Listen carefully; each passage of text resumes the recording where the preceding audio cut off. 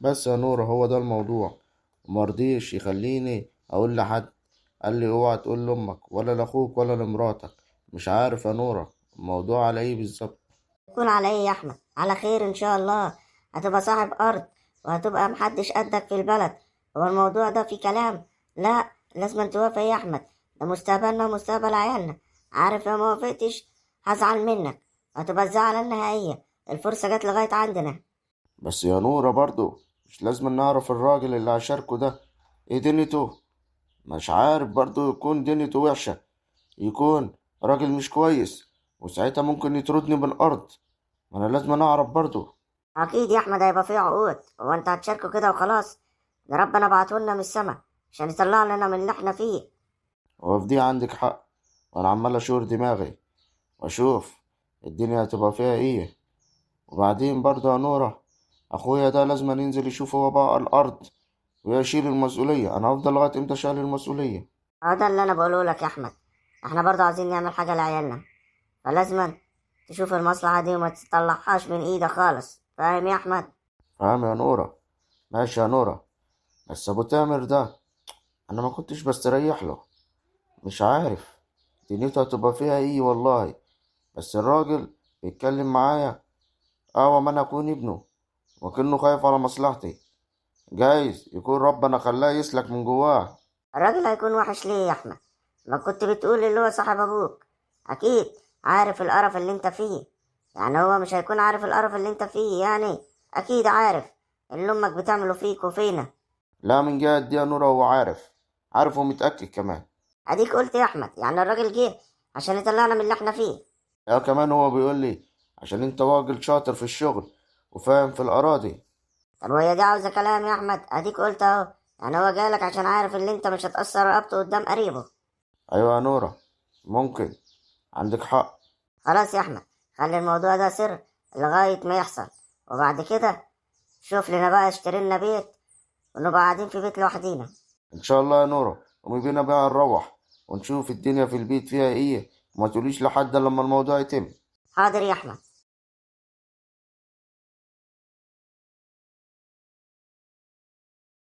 السلام عليكم يا أمي.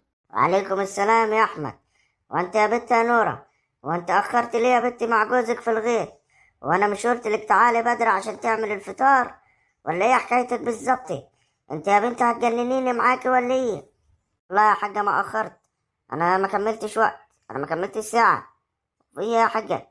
وبعدين بتزعلي ليه كده؟ انا زعلك براحتي. انا المسؤولة في البيت ده، وانا اللي ماسكة البيت. ازعل اي حد براحتي. فاهمة ولا مش فاهمة؟ فاهمة يا حاجة. بس برضو اتكلم معايا بالراحة. ما ينفعش كل حاجة زعيق وتنطيط كده عليا. انا كده يا شيخة؟ انت شريكتي ولا ايه؟ انا حرة ببيتي. يا أمي ما ينفعش كده، أنا جوزها برضه واقف. عيب ما تكلميها كده قدامي. ايه يا احمد؟ هتعمل لي ايه يعني؟ انا امك وبتكلم معاها. فيها ايه اما ازعق معاها؟ وانت ايه الحكاية بالظبط؟ حرشك عليا ولا ايه؟ ربنا سامحك يا حاجة. حرش ابنك عليك ازاي يعني؟ ده حتى عيب، ما ينفعش. يا أمي عيب اللي انت بتقوليه ده. أنا مش صغير عشان تحرشني عليكي. أنا بقولك احترميها وأنا واقف جنبها. عيب، واحترميني أنا كمان واعملي لي شخصية في البيت. شخصيتي يا شخصية ومراتك بتقل مني؟ قولي، قولي انت اعمل لها ايه وهي واقفة بتقل مني؟ اسكت لها؟ يا أمي هي قلت منك فين؟ ده ما اتكلمتش خالص. الولية واقفة جنبي، انت اللي خدتيها وش من ساعة ما دخلنا. لا لا لا يا احمد، انت خلاص بقت تحرشك عليا وبقت بتيجي على امك عشانها. انا زعلانة منك يا احمد. يا أمي الولية ما اتكلمتش، انت اللي خدتيها وش. وبعدين أنا اللي أخرتها في الغيط معايا. هي ما اتأخرتش كمان، ده هي جت ما كملناش نص ساعة.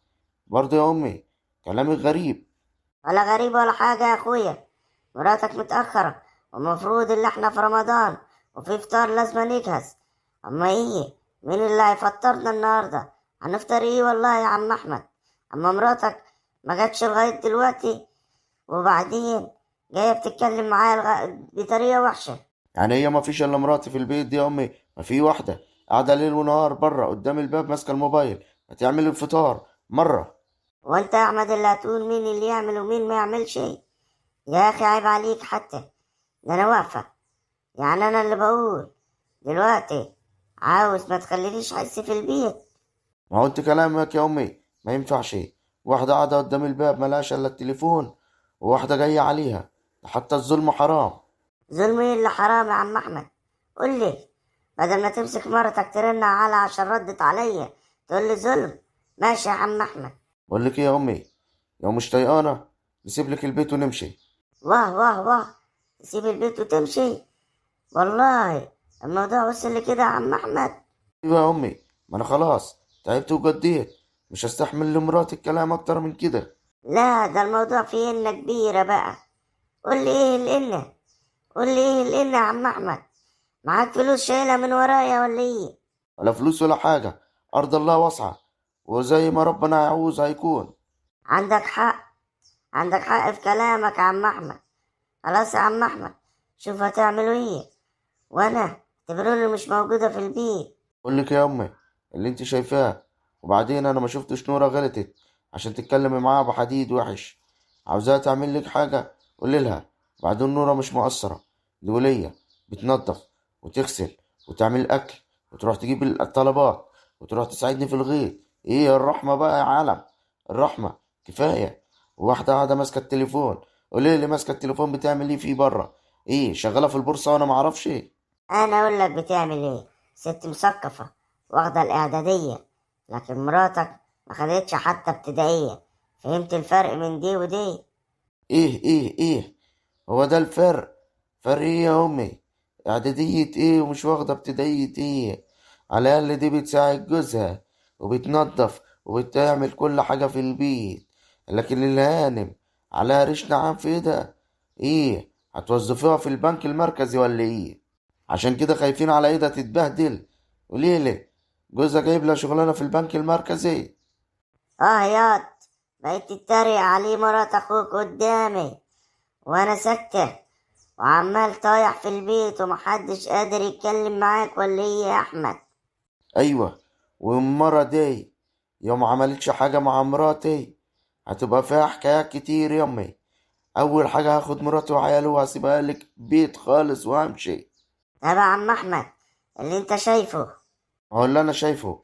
يلا يا نورة انا داخل الأوضة.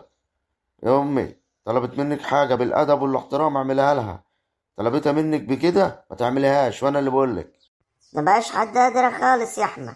ايوه يا امي محدش هيقدرني، والظلم حرام يا امي، الظلم حرام يا امي. يا بنت يا نوره انت للبت اللي بره اللي قاعده ماسكه التليفون، قول لها تسيب البورصه بتاعتها شويه وتيجي تعمل معاك الاكل من هنا ورايح. فاهمه ولا مش فاهمه؟ فاهم يا احمد اللي انت تقول عليه؟ لا يا احمد، ده مش هيحصل. هيحصل يا امي، وانا من هنا ورايح انا اللي راجل مسؤول على البيت، وكل كلمه هتمشي مني. اديني قلت لكم يا سيب لكم البيت وامشي انا وعيالي. انت بتروي دراعنا عشان انت اللي ماسك الارض؟ طب من بكره يا احمد محمد اخوك هينزل معاك، وهوريك اخوك محمد هيعمل ايه وهيغير الارض ازاي، وهتشوف بكره وبعده. اما يخلص جيم الطاولة بس اللي على القهوة يا امي يبقى ينزل معايا. انا راح انام شوية يا امي. كده يا سوسة تحرش ابني عليا؟ والله انا ما حرشتوش عليكي، بس هو فاق وعرف ان مراته بتتظلم، وهو شايف كل حاجة من زمان بس كان ساكت، وجه الوقت اللي يرجع كرامة مراته. ماشي يا نورة، ده انا هيبقى حكاياتي معاكي كتير، ولا حكايات ولا روايات. هاخد جوزي وناخد عيالنا ونمشي. مالك يا اختي قلبكم مات ليه كده؟ الموضوع فيه إن ولا أي حاجة. فونا روحنا وعرفنا إن الظلم حرام. يلا يا بت غوري من وشي، روح اعمل الفطار عشان المغرب قرب يأذن. حاضر يا حاجة، راح عندها البرنسيسة من بره عشان تيجي تساعدني. ده مين يا بت؟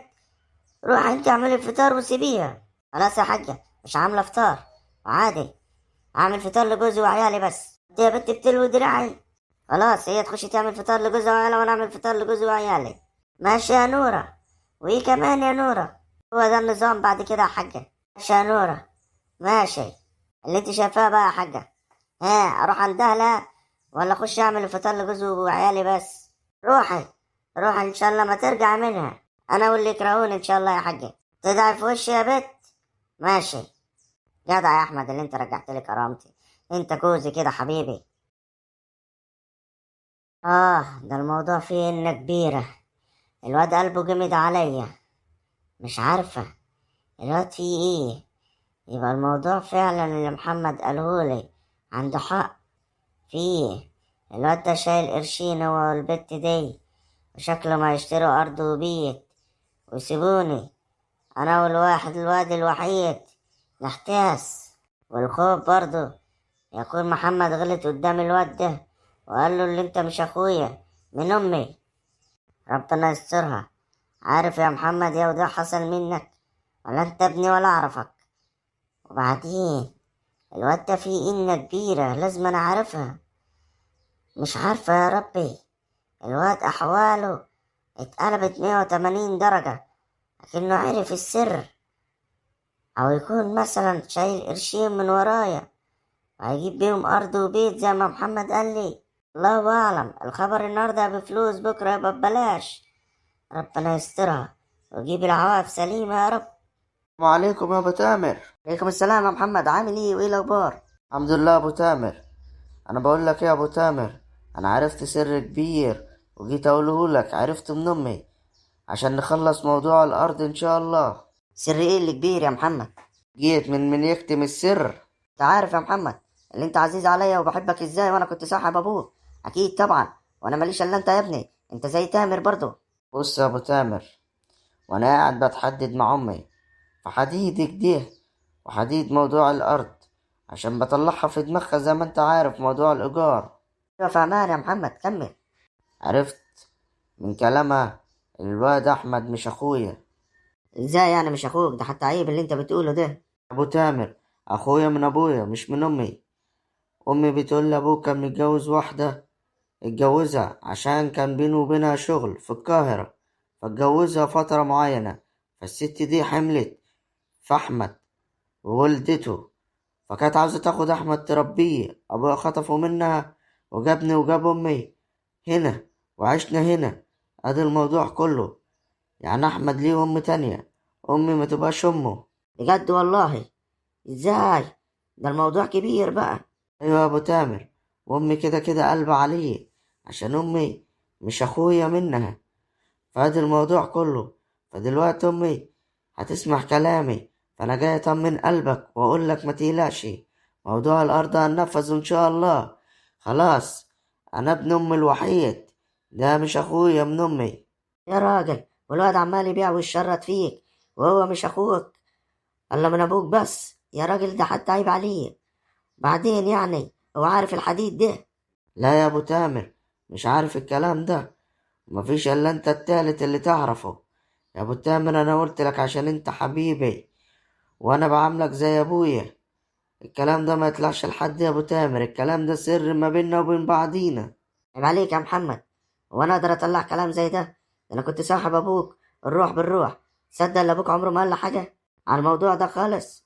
ما ابويا ما كانش راضي يقول لحد خالص عشان ما حدش يقول لي الست دي، بقول لك ست ام الواد احمد دي متقدر، ام اللي بتقول لي معاها فلوس كتير، والست بتدور على ابنها اللي هو احمد. بس ابويا ريحها خالص، خده واختفى، مش عارف خده ليه، بلانا انا بيه. معلش خليها عليك، ما اخوك برضه من ابوك، فعادي يعني. وبعدين يا محمد انا قلت لك بقى انت تفوق لنفسك وتفوق لارضك وتفوق لدنيتك. ان شاء الله يا ابو تامر كل حاجة هتحصل. وبعدين الارض هفولها ليه؟ ما انا هتأجرها لي، هتأجرها مني، يبقى انت اللي تفولها، صح ولا ليه؟ ايوه صح يا ابو العريف، انت ابو العريف يا واد يا محمد. اهم حاجة يا ابو تامر الموضوع ده يكون سر ما بيني وبينك. امي محلفاني، بس انا قلت اقول لك عشان انت عزيز عليا، وعشان تعرف اللي كده كده الموضوع هيتم. وبعدين يا ابو تامر انت اللي هتمشي الدنيا، انا افهم في الاراضي. انا كده كده القرشين اللي انت تديهم لي يفتح كافيه ولا قهوة ولا اي محل اي حاجة استرزق منه، ده اللي انا افهم فيه. مش سهله، انا ممكن اشوف لك الاول على اول البلد اجرها لك، واللي تاخده من هنا تحطه هنا. انهي قهوة؟ بتاع عماد سوسته؟ ايوه بتاع عماد سوسته. كده كده عماد انا ليا دلال عليه، وعماد كده كده انا سامع اللي جاي له عقد عمل في السعوديه، فمش هيبقى قاعد. فانت ابدا، بس انجز وقت عشان عماد سوسته قرب يسافر عشان نلحق ناخدها منه. لا لا لا، في دي ما تقلقش، الموضوع يخلص في ظرف يومين. لا يا محمد، يومين كتير يا محمد. انا عاوز ابدا في الارض بقى زراعه قبل ما الموسم التاني يخش علينا. لا، هرد عليك. انا ابقى صاحب القهوة بتاع عماد سوسته. ليه يا محمد؟ اما انت تفكرني انا ايه؟ انت عندي عادي كده، ده انا بعزك يا واد. ماشي يا ابو تامر، اعتبر الموضوع منتهي، والسر ده ما تقولوش لحد خالص. سلام يا ابو تامر. سلام يا محمد، ما قالوش لحد خالص، انت بكره البلد كله هتعرفه. انا ابو صاحب القهوة بتاع عماد سوسته. يا حلاوة يا اولاد، انا ابو صاحب القهوة بتاع عماد سوسته. ايه اللي هيحصل في الدنيا؟ يا ابن الفلحه، ماشي ماشي، اهو ده كارت نلعب بيه مع احمد. السلام عليكم يا معلم. عليكم السلام يا ابو تامر. معلم انا جاي لك في موضوع يستاهل 3 مليون جنيه. 3 مليون ايه، يستاهل 10 مليون جنيه. ايه هو الموضوع يا ابو تامر اللي يستاهل 10 مليون جنيه؟ موضوع ده هيخلصنا من القصه دي كلها في مينت. اما ما تقول اخلص، عندي ضيوف جوه مستنيني. الواد احمد ما طلعش اخو محمد. ايه دي فزورة دي يعني ولا ايه؟ ولا فزوره ولا حاجه يا معلم. الواد محمد قال لي الحقيقه، امه قالتها له وجه قالها لي. حقيقة يا ابو تامر، ما تخلص وقول فهمني ايه الموضوع عشان دماغي كده هتلف منك. مفيش يا معلم. الواد محمد بيقول لي ان احمد ده مش اخوه من امه، اخوه من ابوه، وام احمد ام تانية. وبيقول لي مليارديرة قوي، بس ابوه اما حبت تاخد منه اللي هو احمد، خد احمد وجاب عياله وهرب منها وجه عاش هنا في البلد. ايه اللخبطة اللي انت هتلخبطها لي دي يا ابو تامر؟ انا مش ده المهم عندي، انا المهم عاوز الارض والبيت. طب اقول لك يا معلم، ده هينفعنا، ده الكلام ده هينفعنا قوي في خطتنا. وبعدين انت مش ناوي برضه تقول لي انت عاوز البيت ليه؟ ما كفايه الارض وانت عاوز البيت وخراب الديار كمان. انت مالك انت يا ابو تامر؟ انت تعمل اللي انا بقولك عليه، فاهم ولا مش فاهم؟ انا لازم ابقى فاهم برضه يا معلم، اما ابقى ماشي زي التور كده. يا فالح يا فالح، انت دلوقتي عشان تاخد منهم البيت لازم تاخد الارض، اللي هو تعلمهم اللي هما ايه ما يلاقوش جنيه، وتقعد تبطوح فيهم عشان يبيعولك البيت. يبقى خدت الارض الاول وبعد كده خدت البيت.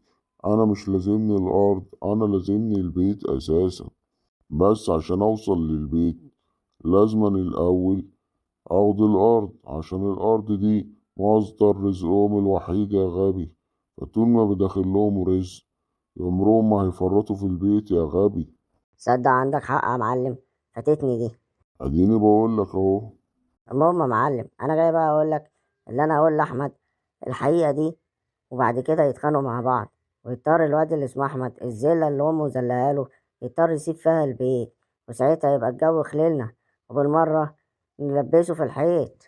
ده انت خليك مكمل بس زي ما انا بقول لك كده، في موضوع اللي تشوف له ارض وتخليه هو اللي يديرها، فاهمان؟ وبرضه الموضوع ده هينفعنا في وسط موضوع هو بيشوف الارض ويمسك الارض. نيجي مديله واحدة بقى ايه بتاعت اخوه دي. ده هتبقى صدمه كبيره عليه قوي يا معلم. احنا مالنا يا عم، اللي يحصل يحصل. الجماعة بيستعجلونا على البيت. جماعه مين يا معلم؟ جماعة أبو تامر اللي عاوزين البيت اللي أنا شغال معاهم. المهم يا معلم، يعني اتفقنا اللي احنا اتفقنا عليها تنفذولي. كل اللي أنت قلت عليه يا أبو تامر هتاخده بزيادة. أديني قلتلك أنا عمري قصرت معاك في موضوع. لا طبعا يا معلم. بس يبقى أنا أدي كلمتي معاك، يبقى ما تتكلمش كتير يا أبو تامر. عاوزين نخلص في الموضوع ده في خلال الأسبوع ده يا أبو تامر. عايزين نخلص وناخد البيت يا عم. حاضر يا معلم، اللي انت تقول عليه كله هيحصل وينفذ. ماشي يا معلم، انا المطلوب مني ايه دلوقتي؟ مطلوب منك اللي أنت تشغل الزن على أحمد عشان يدور على الأرض، عشان أمه توصل لها الكلام، أخوه يوصل له الكلام، والدنيا كلها توصل لها الكلام. حاضر يا معلم، اللي انت تقول عليه. أقول لك على حاجة برضه، لو احتاج فلوس يروح يأجر بيت يبعد عن أمه عشان الخطة بتاعتنا تمشي بثلاثية عادي. هديك فلوس تديله على أساس انت الراجل اللي بره بعتها له اللي هو يبقى شريكه، فاهمان؟ امان يا معلم. يلا اتحرك يا أبو تامر روح له. حاضر يا معلم. يا بنت يا نوال، يا بنت يا نوال. يا نورة، عاملة ايه يا نورة؟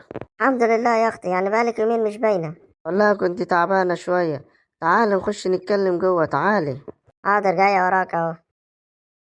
والله وحشاني يا بنت، وحشاني قوي. انت كمان يا نورة، والله وحشاني قوي. ايه اخبارك؟ عاملة ايه؟ انا الحمد لله تمام التمام، وفي اخبار سعيدة عاوزة اقولها لك. قولي قولي يا حبيبتي. احمد ربنا كرمه، وفي راجل من بره عاوز يشاركه ويخليه يشتري فدانين ارض وهو اللي يديرهم. شفت الامل اللي الواحد بقى فيها. ربنا يكرمكم. احمد غلبان ويستاهل كل خير. ربنا يكرمكم فعلا. خليكم يا شيخة تخلصوا من القرف اللي امه معيشاكم فيه. لا، ما هو في حاجة كمان عاوز اقولها لك. ايه قولي. في ايه كمان؟ فرحيني وفرح قلبي. الولية امه كنا جايين من الغيط، فمسكتني قعدت تزعق فيا، فاحمد كان واقف. راح احمد رسهم لها وقال لها من هنا ورايح ام مراتي تعمل زي مرات محمد، دي تعمل الطلبات ودي تعمل الطلبات، مفيش فرق بين دي وبين دي. وزعق لها. الولية كانت بتاكل في الارض اكل. لا يا شيخة، بجد والله يا حصل. ايوه والله يا حصل. كانت صدمة كبيرة، كانت صدمة للولية. انا كان نفسي تشوفي شكلها كانت عاملة ازاي واحمد بيرصهم لها. كان شكلها ناقصة تاكل الارض وتقول لي يا ارض اتشق وابلع عيني. يا نهار اسود، جه اليوم اللي اسمع اللي احمد زعلها ورد لكرامتك. فعلا اخبار سعيدة. لا، وعاوز اقول لك الكبيرة، احمد ناوي قال يا ما ظبطتش معاملتها معانا هنأجر بيت بره ونبعد بعيد عنها، وكل واحد يبقى في حاله، وانا ادير الفدانين الارض اللي الراجل هيشاركني فيهم، وابنها بقى محمد يسيبه من قعدة القهوة وينزل يدير الارض بتاعتهم. هو ده الصح. ده الصح عشان هتفضلوا مظلومين لغاية امتى؟ بقولك ايه يا نورة، خليكي ورا جوزك يرجع في الكلام. خليكي وراه وصممي على الموضوع ده. الموضوع ده هيشيلكم من حاجات كتير يا بت. هيخليكم تشموا الدنيا شوية بدل ما امكم كاتموا على نفسكم كده.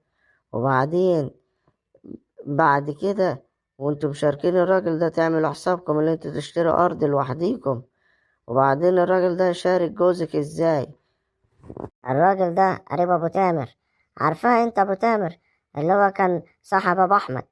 ابو تامر قال لك انا ما بفهمش في الارض، فالراجل ده من بره فعاوز يشغل فلوسه، فقال لك عاوز يشارك حد يكون فهمان في الارض، هو بالمجهود والتاني بالفلوس. وهو ايه الاستفادة يا عبيطة؟ طب ما كان ممكن يشارك اي حد، اشمعنى احمد؟ عشان ابو تامر قال له مفيش الا احمد ده اللي بيفهم في الزراعه، وعاوز تكسب صح شارك احمد، ما تشاركش حد تاني. وانت عارفه ان ابو تامر عارف ان احمد ملوش في الطور والطحون ومن غيط للبيت، عشان كده فضل له احمد. الموضوع فيه إنه بس عادي. ربنا يكرمكم ويرزقكم. ان تي يا بت ما توعيش قلبي، ان تي اللي في الموضوع يعني راجل عاوز يشارك حد، هو بالمجهود وهو بالفلوس، فيها ايه يعني؟ مفيهاش حاجة عبيطة وربنا يسترها عليكم. وبعدين أنا أحب لك الخير، بس أنا بخاف عليك وأنت عارفة، وبخاف على أحمد عشان أنتوا كويسين وغلابة ملكوش في أي حاجة. هذا الموضوع كله. حبيبتي والله ما انت صاحبتي الوحيده اللي ماليش غيرها، انا عشان كده باجي اتكلم معاك وانت عارفه، وبحب اخد رايك، وان شاء الله هيكون خير يا بت، ويبقى عندنا بيت ويبقى عندنا غيط، وهتيجي تزورينا يا نوال. اه طبعا، مش صاحبتي واختي. ما انت تفكري وانا هسيبك في حالك؟ والله وانت تفكر ان انت ما تقدر ما تجيش، ما فيش منه الكلام ده يا اختي، ما انا كنت اجي اخدك من هنا بالعافيه. يا بت انت اختي يا بت الوحيدة، وانت عارفة كده. انت عارفة ان انا ماليش اخوات بنات، فانت اختي الوحيدة يا نورة. وانت كمان والله يا نوال عزيز على قلبي. السلام عليكم يا احمد. وعليكم السلام ابو تامر، تعال اقعد، اتفضل تعال اقعد. يا احمد انا هقول كلمتين بس وهمشي. ايه هما كلمتين يا ابو تامر؟ فكرت يا ابني في اللي انا قلته لك؟ ما تقعد طيب يا ابو تامر عشان نعرف نتكلم. انا مستعجل بس هقعد عشان خاطرك. قلت يا احمد على الموضوع اللي اتكلمت فيه معاك. بص يا ابو تامر، انا موافق وكل حاجة، بس انا خايف. انت زي ابويا وانا اول مرة اعمل حركة زي دي، فانا خايف، عاوزك تنصحني. وايه اللي هيخوف يا عبيد في الكلام ده؟ وبعدين انا في ظهرك وانا هسيبك يعني يا احمد؟ وبقول لك الراجل ده قريبي زيك كده، بحبه برضه وبعزه، ولو ما راجل عارفه اللي هو كويس مش هاجي اتكلم معاك في الموضوع ده يا احمد. دي اهم حاجة يا ابو تامر. انت عارف ان انا عمري ما دخلت في موضوع زي ده وخايف. وبعدين انت عارف يا ابو تامر اللي انا يعني طول حياتي شغال في الارض بتاعتنا، عمري ما اشتغلت عند حد، وعمره ما دخلت في شراكة مع حد. وانا يا عبيط لو ما انا عارف الكلام ده مش هتكلم معاك. وبعدين يا عبيط وانا هضرك؟ ده انت زي ابن تامر وانت عارف حاجة زي كده. وانا اما لقيت ان الموضوع ليك خير فيه بدل القرف اللي انت فيه، فجيت اتكلمت معاك. وبعدين يا احمد انا عارف كل حاجة وعارف اللي امك بتعمله معاك ومع مراتك، عشان كده قلت انت اكتر واحد هتصون الموضوع ده. وبعدين تاني حاجة، انت شاطر في شغلك يا احمد، يعني انت بتفهم في الزراعة كويس، فعشان كده اتكلمت معاك. وانا يعني يا احمد مش عارف انا جاي اتكلم مع مين، ولو ما عارف كمان اللي انت قد المسؤولية. والله ودي حاجة تزيدني شرف يا أبو تامر، الثقة بتاعتك فيا، وإن شاء الله إن شاء الله أكون عند حسن ظنك، وبعدين ما أقصرش رقبتك مع قريبك. بس إيه اللي هيبقى مطلوب ورق، وإيه اللي همضي عليه هنا؟ هتعمل عقودات بينك وبين الراجل، عقودات عادية، وانت عارف يعني هنجيب محامي والمحامي يكتب العقودات. بص يا أبو تامر، أنا بخاف من موضوع الورق والعقودات والكلام والشروط ده. أنا هنقرا الفاتحة مع بعضينا، دي اللي عندي. لكن أمضي على ورق وشروط والكلام ده كله، بخاف وبقلق من الكلام ده. اللي بتخاف ليه؟ انا معاك قلت لك، وانا هسيبك يا ابني؟ قلت لك لو حاجة بتضرك مش هخليك تمضي عليها، ولو حاجة مش فايدة ليك مش هخليك برضو تمضي عليها. يا احمد انا في ظهرك. بص يا ابو تامر، كلم قريبك، قول له الراجل بيقول لك ما عندوش الا الفتحه بتاعت ربنا، وانت عارف كلمه سيف على رقبتي، وفتحه ربنا احسن من اي ورق واحسن من اي عقودات في الدنيا كلها. عندك حق يا احمد، وانا هكلمه وان شاء الله هو هيوافق، وما تشيلش هم. وبعدين يا احمد انا بتكلم معاك انت زي ابن تامر، انا مش شايف لك في الموضوع ده مصلحة مش هاجي اتكلم معاك فيه. يا ابني دي مصلحة حلوة وهتخليك تمسك فلوس. واقول لك على حاجة، انا لما انا قلت له اللي هو عنده شوية مشاكل بس في البيت مع والدته وما عندوش بيت، قال لي ابعت لك فلوس تشتري له بيت او تأجر له بيت، في اكتر من كده؟ لا لا لا يا ابو تامر، موضوع البيت ده سيبه دلوقتي، سيبه دلوقتي. وبعدين مش عاوز اتقل على الراجل يعني. تقل عليه ازاي يعني يا احمد؟ ده انت هتبقى شركة يا اخي. اما تبقى شركة ويجي لكم اول ايراد من الارض، ابو اديله تمن اللي هو هيبعته لك، الفلوس اللي هو بعتها لك ابو اديها له عادي يا احمد. وبعدين يعني انت زي ما قلت لك هيبقى بينكم وبين بعض شغل، فالدنيا رايحة وجاية. راحة وجاية ازاي؟ انا ابو تامر كل حاجه برضو ليها حدود، مش عاوز اتطفل على الراجل، الراجل كتر خيره يعني. وبعدين يا ابو تامر، اما نشوف بس يوافق على الموضوع اللي انا قلت لك عليه. انا ما بمضيش عقودات، انا بينه وبينه فتحة ربنا. بس يا ابو تامر، شوفه ورد عليا. ما تقلقش يا احمد، الراجل كده كده هيوافق، هشوفه وهرد عليك. بس انا زي ما بقول لك الموضوع يا فيه ضرر ليك انا مش هاجي اتكلم فيه معاك. هقوم يا احمد استاذنك، انا ان شاء الله هرد عليك في القريب. ان شاء الله يا ابو تامر. يلا عاوز حاجة يا احمد؟ شكرا يا ابو تامر. يا رب اكرم يا رب، يا رب يوافق. يا امي يا امي، ايه يا محمد؟ في ايه يا محمد؟ عاوزك في موضوع زين زين زين زين يا امي. انا اللي عاوزاك في موضوع ضروري يا محمد.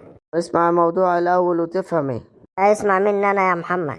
في ايه طيب يا امي؟ الواد اللي اسمه احمد هو جاي هو ومراته في الغيط، فزعل مراته لقيت اتفتح فيا، وقعد يرص لي في الكلام ويقول لي مراتي ما تعملش حاجة لوحدها، مرات محمد تعمل معاها، بدل ما هي قاعدة برا وماسكة التليفون على طول.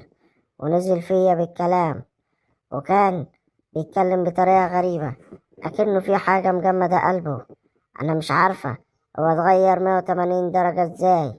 الظاهر الموضوع اللي انت قلت لي عليه بتاع الفدانين الأرض ده حقيقي.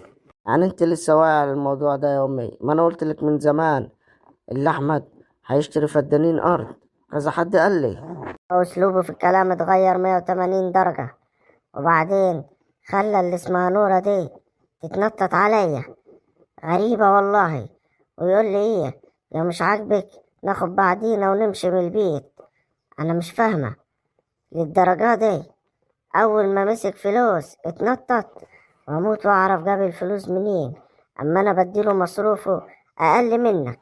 يا ام المصالح اللي كان بيعملها من وراكي، كان يبيع المحصول بسعر ويجي يقول لك سعر تاني. انا عرفت كل حاجة. اما انت تفكر ابنك ايه قاعد ساكت؟ انا ببقى قاعد على القهوة وعارف كل حاجة، بس بقول عادي اخويا الصغير وبكرة يتغير، لكن مفيش فايدة. يا ابني قلت لك 100 مرة ده مش اخوك، ده اخوك من ابوك بس مش اخوك من امك. افهم بقى، وابوك مات خلاص يبقى مش اخوك. فهمت ولا ما فهمتش؟ موت واعرف انت شايلة الحقد ده كله ليه من ناحية الواد ده يا امي؟ عشان امه كانت سبب في يوم من الايام اللي البيت ده يتخرب. فهمت ولا ما فهمتش؟ امه كانت هتاخد ابوك مننا، وساعتها يا ابني كنا مش هنلاقي ناكل حتى ولا نشرب. اليوم قعدت أوادد في أبوك تاني وأعمل له أعمال لغاية ما حن قلبه عليا. أعمال إيه يا أمي اللي بتتعمل عند الدجالين كده والكلام ده؟ أيوة يا واد، أما أنت تفكر إيه؟ أمي كلها تخاريف، هو الحاجات دي بتجيب نتيجة؟ لا يا أخويا، ساعات بتجيب نتيجة. المهم فكك من اللي انت بتقوليه، أنا عاوزك في موضوع تاني أحسن وأحسن. موضوع إيه يا محمد؟ شفت الكافيه بتاع عماد سوسته اللي في أول البلد؟ القهوة والكافيه. مالهم يعني؟ عماد سوسته جاي له عقد عمل في السعودية، وأنا خلصت معاه اللي آخد منه القهوة، وهو هيسافر، بس عاوزين ننجز وقت يا أمي، ناخد عربون إيجار الأرض عشان نلحق نتفق معاه ونمضي العقود. يا ابني أنت مصمم برضه على الموضوع ده؟ مسكت يا أمي، الكافيه هيدخل لنا كل يوم 500 جنيه، الأرض بتدخل لنا كل 6 شهور وكل سنة. ولا دي ما تخربش البيوت. هم عاوزين نلحق عماد سوسته، قلت لك قبل ما يسافر. امشي يا محمد دلوقتي من قدامي، امشي عشان أنا متضايقة. أما بقى رأيي نبقى نفكر في الموضوع ده. حاضر يا أمي، مستني رأيك النهاردة عشان عماد سوسته هيسافر. مش عارف أمي بتجري في الخسارة ليه. عماد سوسته مين وزفت مين؟ لا يخرب بيتك، مش طالع فالح زي الناصح التاني. يا معلم ايه الأخبار؟ الأخبار عندك أنت يا أبو تامر، أنا الحمد لله. واللي عملت إيه؟ فيش يا معلم، رحت لأحمد وأقنعته، بس هو عنده طلب فجاي أقول لك عليه. طلب إيه؟ اخلص يا أبو تامر.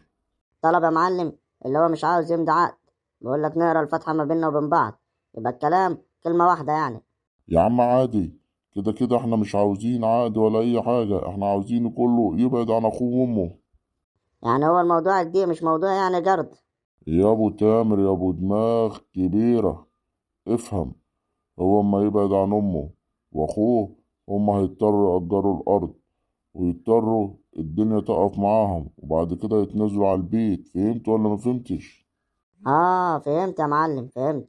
خلاص، روح له وقول له اللي قريبه موافق، وكمان هديك فلوس تديها له عشان يشوف بيت. فاهم؟ لا سيب موضوع البيت دلوقتي يا معلم، اما اقول له الموضوع التقيل. موضوع اللي تقيل؟ موضوع اللي الواد محمد مش اخوه ودي تبقى مرات ابوه، ما هو ده اللي هيخليه يطلع من البيت. سيبني ارتب انا بقى يا معلم واشتغل.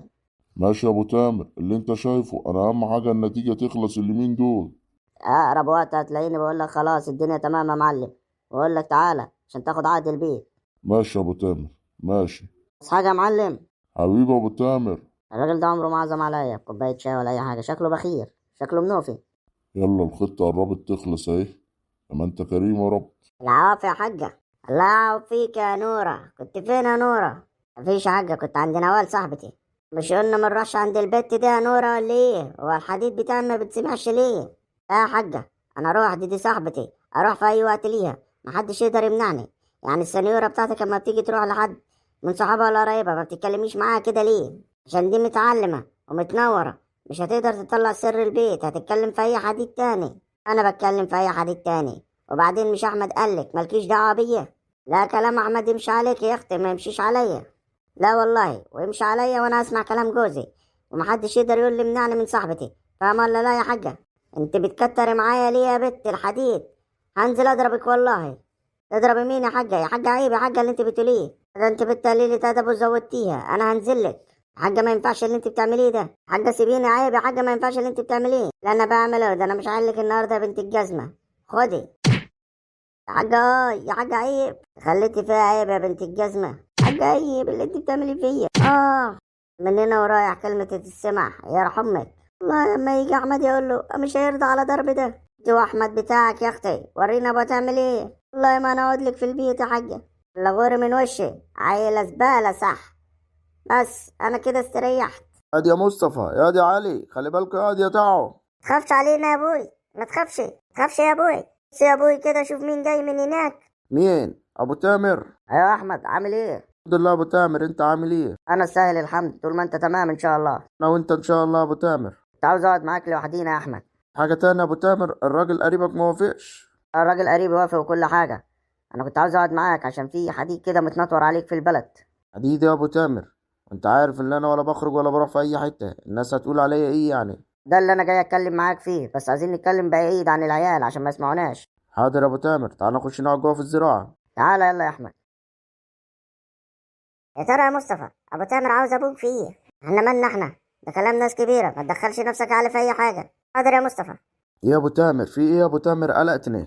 في ان يا احمد اخوك محمد داير في البلد كلها، بيقول ان انت مش اخوه من امه، انت اخوه من ابوه، وهو ابوك كان متجوز امه، وبعد كده اتجوز امك انت عليها، وامك ست معاها فلوس، وبعد ما اتجوزها خدك وهرب بيك عشان هي كانت عاوزه تاخدك، وجابهم وجي اشترى ارض هنا وقعدوا بيت، وداير مش مخلي ولا واحد الا لما احكي له الموضوع ده، وسيرتك بقت على كل لسان في البلد، لغايه الناس بقت عماله تقول احمد اللي ملوش ام، حاجه يعني غريبه. وبعدين يا ابني اما ده سر بيروح يقوله للناس ليه؟ وبعدين هو ده ينفع الكلام اللي هو بيعمله ده؟ انت بتتكلم بجد ولا يا ابو تامر؟ اروح له اشوفه. اقعد بس يا راجل اقعد. عادي يا ابو تامر، ده كده الواد ده عبط وبقى عبيط. مش عيبت يا احمد، دي الحقيقه. الواد بكلامه والاحداث اللي بتحصل معاك في البيت ربطها ببعض فعلا يا احمد. الست دي مش امك، الست دي يا امك مش هتعاملك كده وتعامله هو كده. فعلا يا احمد الواد عنده حق، ودي شكل القصه، وبيقول امك هي اللي حكيها له كمان. طب امك هتحكي له ليه كده؟ ان هي الست قصدي اللي بيقولوا عليها امك. غلطت والله يا احمد اعذرني. بيقول لك اللي امه قايله له كده. طب انا امي فين؟ انا مالي يا احمد وانا اعرف منين؟ والواد ده اخوك هو اللي بيقول كده، وبيقول عرف من امه. يا ابو تامر انا الموضوع غريب يا ابو تامر، مش قادر استوعبه. ان هي دي شكلها الحقيقه. يا ابني انا اتحايلت عليك من زمان وادي الحقيقه بانت، وفي الاخر الحقيقه امك راح يا قصدي نهار اسود كل شويه اغلط. ام الواد ده قالتها له وهو داير يفضحك في البلد. يا احمد فوق لنفسك، اتعرفت، ابوك مات اللي كان يربطكم بيهم. خلاص يا احمد شوف مصلحتك. انا اشوف مصلحتي يا قلت لها، هو ده الموضوع فعلا يا ابو تامر. طب وانت هتتاكد ازاي يعني يا احمد؟ اروح لامي واسالها واعرف منها الحقيقه. لا يا عبيط، ما تروحش لامك وتسالها، قصدي الوليه اللي بتقول امك. روح للواد محمد، انت عارف اللي هو عبيط ولا يقول لك الحقيقه؟ هو هتلاقيه قاعد على القهوه دلوقتي. هتروح للست دي هتكذب عليك تاني، ما هي عاوزاك يا عبيط تفضل شغال يا عيني طول حياتك وتمرمط فيك وانت في الاخر مش ابنها. روح للواد محمد على القهوه واعرف منه الحقيقه. يعني هو ده الصح يا ابو تامر؟ اروح للواد ده واعرف منه الحقيقه؟ ايوه يا عبيط، هتروح للست دي هتكذب عليك تاني وهتقعد تحور عليك، ما هي عاوزاك متمرمط طول حياتك يا احمد. اما انت تفكر ايه؟ شفت يا ربي جحدان الوليه، يا نهار اسود. عندك حق يا ابو تامر، انا اقوم اروح له على القهوه. يا احمد انا ما قلتلكش اي حاجه ولا تعرف اي حاجه. لا لا يا ابو تامر، وعمري ما اجيب سيرتك.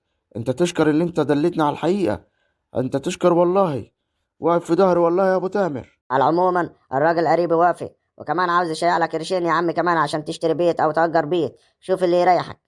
لا يا ابو تامر، انا هاخد منه فلوس بس عشان اجر بيت، يا الموضوع ده حقيقي. يا عمي شوف هتعمل ايه وانا معاك في اي وقت، وان شاء الله اللي جاي خير يا احمد، وابعد عن العيله دي بقى. حاضر يا ابو تامر، حاضر. هقوم اروح للواد ده عشان انا مش قادر، عاوز اعرف الحقيقه. هتعرفها ان شاء الله وتريح بالك. قوم روح يلا. ماشي يا ابو تامر، هتحتاج مني حاجه ولا اي حاجه؟ ابو تامر ان شاء الله هرد عليك النهارده، وان شاء الله خير، وربنا يسترها وما يكونش الموضوع ده حقيقي يا ابو تامر. والله انت قلبك طيب، لسه ماسك فيهم. روح روح يا احمد. استاذنك انا يا ابو تامر. اذنك معاك يا احمد. كده الخطه ماشيه بالمظبوط، ابو تامر لما يخطط دماغه تقف وتظبط. يا ولاد الفلحه، اترميتوا علينا من اني داهيه، ابوك جابكم ورماكم علينا من اني داهيه. روح، ربنا يرحمه مكان موجود. يا محمد. يا احمد في ايه يا احمد؟ يا محمد اللي انت داير تقوله عليا في البلد وللناس ده يا محمد. ايه اللي انا بقوله؟ جبت سيرتك فيه انا؟ خسرت والناس كلها بتتكلم عليا، وفي ايه بالظبط يا محمد؟ وانا مش اخوك فعلا؟ وانت بتتكلم على الموضوع ده؟ ايوه يا احمد فعلا هي دي الحقيقه، انت مش اخويا. ادي عبيط انت، ما تتكلمش الكلام ده، انا فعلا مش اخوك. ايوه يا احمد، وانا هكدب عليك ليه؟ انت فعلا مش اخويا، انت اخويا من ابويا مش من امي. انت بتتكلم جد ولا بتهزر؟ قول لي، والحديد اللي الناس كلها بتتكلم عليه في البلد ده؟ والموضوع ده فيه هزار يا احمد، انت فعلا مش اخويا. انا سألت امي وامي قالت لي الحقيقة. ايه يا احمد؟ هتفضل ايه يعني؟ فاكر اللي انت اخويا؟ لا انت مش اخويا. يا ذاك انت فهم من معاملة امي معاك انت ومراتك حتى. وانت عبيط ولا ايه يا احمد؟ فعلا الصغير بيبقى عبيط، انت اخويا بس من ابويا. يعني الحديد ده فعلا حقيقة؟ يوه ما تعكناش مزاجي، لسه شارب كوباية قهوة هتودي لي المفعول بتاعها. ايوه يا فالح، انت مش اخويا، انت اخويا من ابويا مش من امي. هقولها لك تاني يا اخي، شغل دماغك. شوف معاملة امي معاك ازاي، وشوف معاملتها معايا ازاي. معاملتها معاك شقة وتعب وقلة ادب، ومعاملتها معايا دلع وحناية ودلع وكل حاجة حلوة. عن الحديد ده زين فعلا. يوه، وانت غبي ولا ايه؟ فعلا غبي. وانا كنت بقول لامي من زمان ان انت غبي، عمالة تقول لي ان انت ناصح ناصح وانت غبي اساسا. يا ابني قلبي هيقع في رجلي، قول لي الحقيقة. انا هقول لك الحقيقة. امي بتقول لي اللي ابويا اتجوز عليها زمان واحنا قاعدين في القاهرة. اتجوز واحدة عشان شغله، واحدة معاها فلوس اللي هي امك، وقعد معاها فترة وخلفك انت. بعد كده اما الولية الغنية دي كانت عاوزة تاخدك، ابويا خدك وهرب وخدنا احنا معاه، وجينا هنا وعشنا هنا، ومحدش يعرف امك حد يوصلها. فهمت ولا ما فهمتش؟ ادي الحقيقة كلها. عشان كده امي من زمان مشقياك تعباك ومطلع عينك، ولا رضت تعلمك في مدارس، ولا رضت تخليك اللي انت تبقى شاطر ولا تبقى حاجة نضيفة. خليتك في الزراعة والمسؤولية على طول، وبتعامل مراتك وانت بأسلوب وحش وعيالك. فهمت بقى يا عبيط؟ افهم بقى وفوق. وبقول لك ايه، يلا غور من وشي دلوقتي، عشان انا هتودي لي مفعول كوباية القهوة. يعني هي دي الحقيقة يا محمد؟ ايوه دي الحقيقة يا فالح. وبعدين انا عاوزك في موضوع تاني. الارض يا حبيبي تعمل حسابك، خلاص مالكش دعوة بالارض. الارض انا هأجرها وهنخلص من موضوع الارض، ولا تبقى شايل مسؤولية يا اخويا، ولا تبقى شايل حاجة. عاوز تقعد معانا في البيت تاكل وتشرب زي اي حد، اهلا وسهلا. مش عاجبك؟ شوف لك داهية بعيد عننا وسيبنا في حالنا بقى يا اخي. ده الواحد زهق منك ومن عيالك. عيالك طول الليل تنطيط والنهار، وانت طول النهار قرف. ايه يا اخي، حلك مننا بقى، انا تعبت منك. حتى يا اخويا، يا وانا اخوك من ابوك، ما ينفعش تقول لي كده. فعلا، ما احنا برضو اخوات، ودم ابونا هو اللي بيجري في عروقنا. اما انت تفكر ايه؟ دم الام مش هيبقى بيجري في عروقنا. بقول لك ايه، فكك من شغل المسلسلات اللي انت بتروح تتفرج عليه بعد الساعة 8 ده. فكك. جو احمد سعد وجو الممثلين ده وجو الاغاني الحزينة ده ما ياكلش معايا. ايه يا اخي، هتعمل لي فيها صاحب الدراما الحزينة؟ ما قلت لك فكك. هتعمل لي فيها عمرو سعد؟ ايه، مسلسل توبة ولا ايه؟ فكك من الاسطوانة دي وخليك في حالك وانا في حالي. وشغل محمد رمضان والممثلين ما ياكلش معايا. خلي بالك محمد رمضان مش عامل مسلسل السنة دي، عامل برنامج فايه اسمه مدفع رمضان. يعني مش عامل مسلسلات. يعني فكك من الدراما الحزينة دي، عشان ليه الدراما مش هتاكل مع الناس السنة دي، فعمل لهم برنامج اسمه مدفع رمضان. محمد رمضان يا اخويا بملك الدراما. يلا اسرح من وشي. والله انت بتاع اهبل، وانا مش راضي اتكلم معاك، وفعلا عيل اهبل. هاد انت ما تزيدش في الحديد يا دي اهبل انت يا. يلا غور من وشي هاد، يوم اروقك. تروق مين؟ روق نفسك. هاد انت الناس بتتفرج علينا وربنا مزنوقك في البيت يرنك علقة. على مين؟ انت شايف طولك قد ايه وانا قد ايه؟ يمسكك اكسرك. طب وربنا ما هتكلم، عشان انا ليا هيبة هنا في المنطقة بس وفي القهوة. اما روح يمسكك يرنك قدام مراتك وعيالك. اما تروح بقى يا ولقيتني، انا هروح للست اللي هناك دي واعرف الحقيقة. يا ده انت مالكش دعوة بامي عشان ما فرتككش. راح اشوفها بتكذب ولا بتتكلم جد. ادي قلت لك مالكش دعوة بامي، هي دي الحقيقة. يا اخي غور، خليك في القهوة اللي انت قاعد فيها. تشيلك يا اخي، ويا كلمت امي هعصرك على السير. العاني يا أحمد، العاني، أنا اتضربت. ايه يا نورة بتعيطي ليه؟ في ايه؟ العاني يا أحمد، أمك ضربتني وبهدلتني يا أحمد، نزلت فيها ضرب، ادتني في اليمين والشمال، خلت عظمي كله اتكسر. ما الولاية دي طلعت مش امي. أمك ازاي يعني؟ ايه، أم الجيران؟ لا يا نورة، ما هي دي الحقيقة. الواد محمد ده يقول للبلد كلها اللي انا اخوه من ابوه مش من امه، وقال لي البلد كلها. واما رحت اواجهه دلوقتي على القهوة قال لي ايوه، انت مش اخويا، انت ابن واحدة تانية، او انت بس اخويا من ابويا. ابويا زمان كان متجوز واحدة غنية في القاهرة، وانا ابنها. وأما الست حبت تاخدني خدني وخطفني منها وجابنا عشنا هنا. ايه يا احمد الفيلم الهندي اللي انت بتقوله ده؟ هو ده كلام ناس عاقلين؟ هيخش الدماغ ده ازاي يعني؟ ما هي دي الحقيقة يا نورة، والواد محمد بيأكد لي على الكلام وبيقول لي مالكش دعوة بالأرض كمان عشان هيأجروها. الظاهر هيطردونا يا نورة ولا ايه؟ هي الولية مسكتني ضربتني جامد يا احمد وكسرت عظمي وقالت لي، بقول لها انا واقول لاحمد، قالت لي انت واحمد، يعني بهدلتني خالص يا احمد. متقلقش يا نورة، كل حاجة هتتحل. وبعدين أنا أعرف منها الحقيقة، عشان ممكن يكون الواد ده بيكذب. ما أنت عارفها الواد اللي اسمه محمد بيكرهني، وممكن يكون بيقول لي كده عشان موضوع الأرض. فأعرف منها الحقيقة، ولو طلعت الحقيقة كده ملناش دي نقعدها في البيت ده، أخدك وأمشي أنا والعيال. تاخدني وتمشي ازاي يا احمد؟ هنروح فين واحنا ملناش متوه؟ هنروح مكان ما هنروح يا بنت الناس، أرض الله واسعة. وبعدين قريب أبو تامر اللي عاوز يشاركني، عاوز يأجر لي بيت أو يشتري لي بيت، أشاركه وخلاص. قلت لك يا احمد وافق، ادينا اتبهدلنا، قلت لك وافق بعد التعب اللي احنا بنتعبه عشانهم ومبهدلنا ومستحملين، في الاخر يبهدلونا كده يا احمد. كل حاجة هتهون يا بنت الناس، وإن شاء الله أعوضك وأعوض عيالي. بس أعرف الحقيقة عشان مخي خلاص هيتجنن. عاوز أعرف الحقيقة عشان أرتاح، عشان أعرف فين أمي وأدور عليها. انت لازم تعرف الحقيقة عشان ما نقعدش معاهم. أنا هروح للست دي دلوقتي وأعرف منها الحقيقة، ابنها بيتكلم صح ولا غلط. تعالي ورا يا نورة. راح يا احمد، انا عظمي مكسر. حاضر يا نورة، مدي بس. رب يجيب العواقب سليمة يا رب.